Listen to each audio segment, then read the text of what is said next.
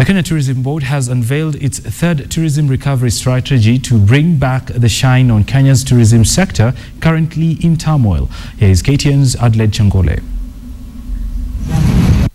Scenes of tourists jetting out of Kenya's coastal city have replayed themselves following travel advisories issued in relation to terror attacks and threats.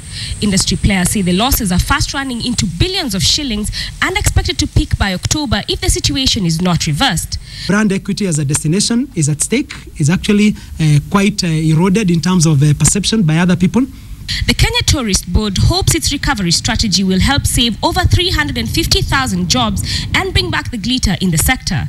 This plan is backed by a 200 million shilling media campaign targeting both local and international outlets. This will complement the Tembea Kenya strategy that is already in place to woo Kenyans to sample domestic tourism products. If somebody wants to go to maybe to Coast, to Malindi, to Western Kenya and so on and so forth, they also get that benefit of not just the hotel accommodation as a benefit, but also a discounted price as far as transport is concerned. Across the continent, South Africa, Nigeria and Ghana, both with growing middle class and disposable incomes, will be on the board's focus in selling destination Kenya. Coupled with this, KTB says it is banking on the regional single tourist visa to make a comeback. The single tourism visa and the protocol where one is able to visit Kenya, Uganda and Rwanda using the national ID cards is something that we need to leverage ourselves on. The board will also be rolling out an online reputation management campaign which will seek to give positive stories about the country precedence over negative stories on such engines. So that people know that Kenya is not all about the negative advisories, but there is something very positive. Adelaide Changole, KTN Business. We stay with matters tourism, and the ripple effect of the current crisis in Kenya's tourism sector continues to affect small and larger businesses along its value chain. KTN's Philip Keitani takes a look. Wakati huu biashara iko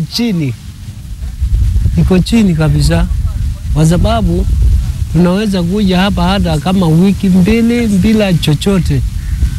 Zakaria Isoka may not be alone in decrying Kenya's current state of the tourism sector, especially in the coastal area. He belongs to a community that draws its lifeline from Kenya's robust tourism sector, but as things stand, he is in for a dry spell.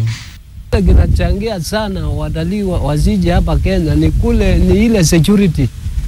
Si unasikia zile bombu zinaribuliwa kule Nairobi, si hao wanaona kwa TV. The impact of Kenya's insecurity is fast spreading like a bushfire as hotels and resorts dotting the coastline close shop, unable to cope with the crisis that has hit the sector. Right now, for the our financial year ends at 30th of June.